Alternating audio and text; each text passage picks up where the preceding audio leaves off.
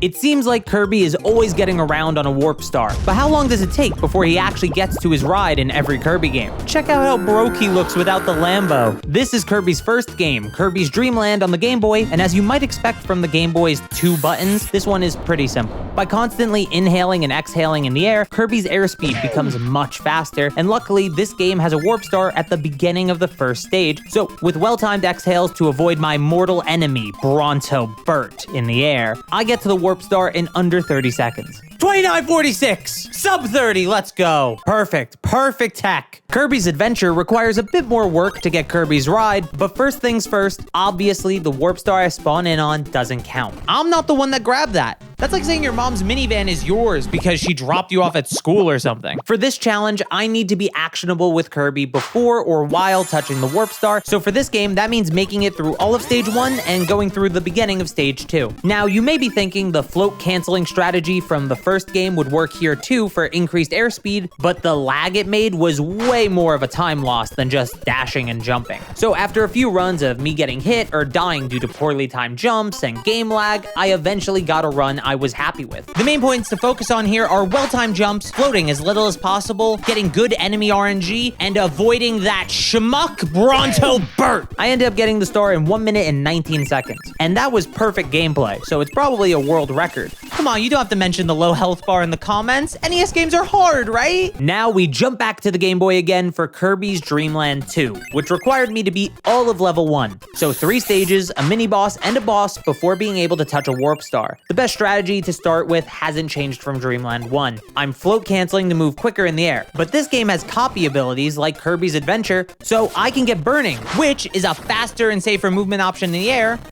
but it's not nearly as mindless. It also isn't great for the mini-boss or Wispy Woods, so the way the run goes ideally is fast float until I get burning, use burning till the mini-boss, drop burning, beat the mini-boss, copy the mini-boss which gives burning, use burning until Wispy Woods, drop burning, beat Wispy, and touch the star. But I didn't do that. On my second real run attempt, I actually lost burning early, but decided to finish out the run, and I was blessed. Oh, what did the time say? I pressed it too many times. It was like 4:19, right? Or 4, was it 4:20? Chat, we're saying 4:20. Shake hands. Handshake, 4:20. I'll eat the time loss. There's no world I leave that a 4:20 behind. So you can do it faster, but we all know Kirby loves his edibles. After Dream Land 2, there's Kirby Superstar, a beloved game, and one that I'm excited to optimize. I can touch a warp star in under 20 seconds. Yeah, Spring Breeze is basically a pseudo remake for Kirby's Dream Land, so this has the same extremely easy to get warp star as the first game, with just better movement and smoother controls. There isn't even anything really much to talk about here, so hopefully Dream Land 3 is a bit more involved. A finger curls of a monkey's paw. I'm sure that was nothing. This game has possibly my favorite Kirby art style. It's so beautiful and it's a great experience overall, but it has a massive issue. Such a pretty game though, I will say. They were cooking. They were not cooking by not letting me have momentum in the air though. Like the fact that you fall straight down sucks. It's just a bit unintuitive sometimes. I have a button that can summon an annoying ally, which wouldn't normally be an issue if that wasn't jump or inhale in other Kirby games. Oh, the controls are weird in this one. It's weird that Y is the button here. Combine that with needing to beat the entire first stage, and it makes sense that my first run was almost 20 minutes long. The first thing to learn was decent platforming, since sprinting and jumping are just way faster than floating. But also, with the lack of decent forward momentum, all floats cost more time even when canceled, so they need to be used as little as possible. Stage 1 is entirely made up of this platforming, with the exception of an invincibility candy that lets me roll through a section with no issues. Stage 2 is similar. Some good platforming and you can make it through virtually unscathed. If my eternal foe, Bronto Burt, wills it, that is. Please go. Bronto Burt, please leave me alone. Please leave me alone, Bronto Burt! Stage 3 seems to be the same until I enter a door early on and get Coup. With this owl ally, I can fly extremely fast above the whole map, making this stage a breeze. The hardest part is the descending auto-scroller where I've died a few times, but if you time it right, you can fly right over the Nerufs and then quickly fly to the end of the stage. Luckily, you get to keep Coup into stage 4, so I'm able to use his flight while carefully avoiding the louds that protect the skies before going into the caves where I can still use Coup. But the close quarters makes damage much harder to avoid. Okay, he's useless. Oh god, please, no! Give me the bird. I'm gonna lose my mind. Please! Holy sh! Once I'm out, I can move on to stage 5, with Ku able to carry me further into and over the run with ease. Stage 6 is tricky though. The top of the stage is covered in Komos, and it's not tall enough for us to just fly over everything with Ku, so I ended up dying here a ton. Eventually, I just had to keep going after a death just to have a run in the books, but this is definitely somewhere that can be improved. Then all that's left is Wispy Woods, who actually chases after you in this game. Luckily, it's still a straightforward boss fight, so with all the optimizations I mentioned, I was able to touch a warp star in under 14 minutes. Knowing that this run had a death in it and it was still so much faster than my first run left me satisfied for now at least. We take it. I take that to the bank, chat, and I never look back. We took this down from over 19 minutes to under 14. That's pretty good. If you thought that run was long, just wait, because Kirby 64 is next and it's absurd. There are no warp stars in Kirby 64, so we should just skip this game, right? Well, it's a mostly true statement. Kirby 64 has a bonus level that you can get by 100%ing the game and beating Miracle Matter. If you do all of that, you'll get a cutscene where Kirby calls his warp star for him and his allies to ride to the final area of the game. So I started studying this game off stream, looking up speed runs and trying to see how long this would take me. Realistically, 2 or 3 hours seemed to be within my current abilities if I practiced a decent amount. But just as I resolved to dedicate a few streams to just this game, I found an interesting piece of trivia.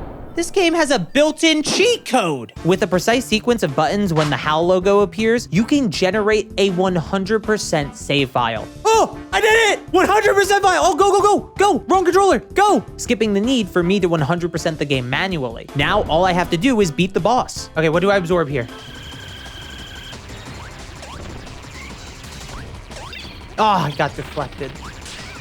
Hey, absorb it? Okay, I got lightning. Oh god, I'm gonna die. It controls like all N64 games, let's be real. I also don't remember how to combine. I forgot to mention, I never ended up practicing this game, so the controls are completely foreign to me. I lost to Miracle Matter over and over and over again. With a bit of perseverance though, I finally got the hang of it. Guys, watch me play Forgotten Land and you will be like, oh damn, he's good at video games. You see me play this old janky like of course I'm gonna be bad. What do you mean? I didn't even grow up with it. I'm so bad. I'm sorry, guys. Okay, that worked. Go, go, go. There we go. Good hit. Shoot. Maybe the crystal shards were the friends we made along the way, you know? Okay. Now it's gonna be ice again. Does it just really want to end with ice? Ice again, right? No, it's bubble. Oh, no. I messed up. I messed up. I messed up. Oh, no, no, no, no, no, no, no, no. You see, it hits me in the corner sometimes. Oh, no, and I'm nowhere near. Hit! Did I win? Or is there another phase? Okay. Okay.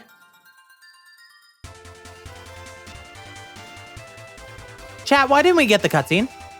Do not tell me I have to beat this whole clunky-ass game, because I'm not doing that. Where's the warp star? That's what I'm saying. So I'm just right back to where I started. I need to 100% this game myself anyway. Let's just delete the save data and get... Is that a cutscene theater? I quickly restarted the run and went straight to the theater, played the cutscene in my 100% file, and touched a warp star in just over 1 minute. That includes the time needed to put in the 100% file code. Now, you may be thinking that this is a cop-out. The next game is Kirby and the Amazing Mirror, which seems pretty straightforward at first. Go through the tutorial style stage at the beginning of the game, then enter stage 1 and use the phone to call in a warp star to take Kirby back to the hub world. The issue is, it's not that simple. Kirby and the Amazing Mirror is centered around multiplayer, so when playing it solo, you get 3 Kirby NPCs to help you out on your journey. That's right, AI companions from 2004 on the Game Boy Advance. If I was a speedrunner for this game, I could avoid using them at all with a precise jump to get past this wall after stepping on this button. But we all know. How? I'm not that guy. So I had to rely on calling in the Kirby AIs and having them actually stand on the button, which was more annoying than you may think. Guys, please, get over here, Go. Touch the button! Luckily, the rest of the run is relatively easy platforming, some float canceling for air mobility, and well-timed slides. So once I got a run with good AI RNG, I was able to touch a warp star in under a minute. And yes, that was literally faster than the one that was a menu into cutscene. Then I move on to the Nintendo DS with Kirby Squeak Squad. The first warp star is in level 1, stage 4, so there's a bit of game to go through. Start by skipping a cutscene and getting right into the level. Enemies are nicely spaced out, so jumping is easy, but the big time save comes from well-timed slides, allowing me to lose little momentum when star blocks are in the way. Then I enter a room with platforms, and the quickest way to go up is jumping. If I press jump too quickly though, I'll float and lose a bit of time. The stage ends with a wall that requires hitting a bomb block to break. Since I need to float up that way anyway, I use exhale from canceling the float to activate the bomb, ending the stage. The next stage introduces a touchscreen mechanic for this game, tapping things you've swallowed to use them. It's a bit slow, but using sword allows me to jump safely over enemies that otherwise hit me, so as I load into the next room, I activate sword. Otherwise, stage 2 is very tutorialized, and not really a big deal for a Kirby veteran like myself. In stage 3, you may notice a flaming and think it's worth it to pick up burning, but burning isn't in this game, so they just give fire, which is something I found out the hard way. Wait, what? There's no, why do they sometimes just not have the cool fire? This stage also has a mini boss fight against Wild Frosty, and it's pretty straightforward if you're using sword. Just slash while jumping over him and slash after he's hit the wall. Why does he twerk? Because he got it like that. If you got it like that, you would too. The stage ends with some pretty easy platforming and story stuff, which leads right into stage 4, where the warp star is right near the beginning and gets touched in under 3 minutes and 45 seconds. Then Kirby returns to home consoles and Dreamland on the Wii. I decided to play the Switch remake for convenience, but it's not notably different enough to worry about because, well, let me just show you. So you're telling me I'm gonna be on a... Well, we're done. We're in control of Kirby. Don't even turn on the timer because 0 seconds have passed. That's fine though. I'll just not count that and see where the next warp star is, and it's outside of stage 1. Yeah, this game is the fastest warp star by far. Now, you may be thinking that this is a cop-out. The 3DS has 2 Kirby games to tackle, and I knew these would be a whole different experience. Okay, it's up here. I've not played Triple Deluxe in... Oh. No way! So the Triple Deluxe Warp Star is in the tutorial section of the game, making it one of the easiest warp stars in the challenge. All right, so you're gonna learn how to jump and... Oh! Here's a star that you can ride while fighting cosmic horrors at the speed of light across the vastness of space. Anyway, I did it in under 30 seconds on my second attempt, Planet Robobot time. This is probably the hardest one as a platformer, but it's pretty short. Mostly just jumping over enemies and obstacles, but this time the obstacles are moving as well, and the field of view seems a lot tighter overall, so I feel like I have less room to avoid things. Really, this run comes down to jumping onto the pipes and platforms while mainly avoiding enemies and the moving spike bars. But when you get it together, it's a really fluid and smooth experience. It's still short though, with my best run ending just under 1 minute and 10 seconds. 108, baby! What a beauty! Holy! That was the run we were looking for! This whole time! 1 console left? That's right, the Wii U didn't make the cut. Rest in piss. It's the Nintendo Switch, and Kirby Star Allies is up first. This game is tough, not because it's hard or anything, but because you get stuck in the Genjutsu every time you open a new save file. We're back in the Genjutsu, chat. God, I hate this shit. This is why I didn't want to keep doing runs of this game, because of this. Every time you make a new save file. Yo, thanks so much, man. Thanks, you haven't shown me this 100 times. Once I'm in the actual game, it's really easy. Just back out of level 1 and I'm on a warp star. Now, you may think that's a cop-out.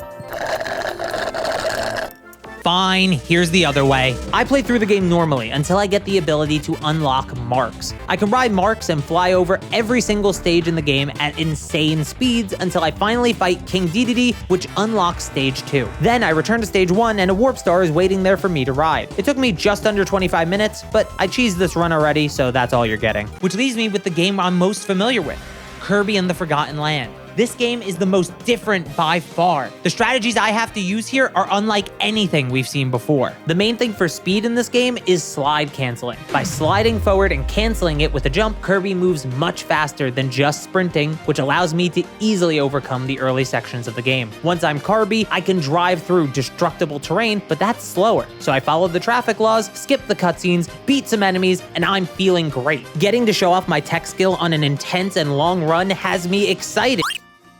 The run is over in 3 minutes and 32 seconds. There's a warp star in the hub.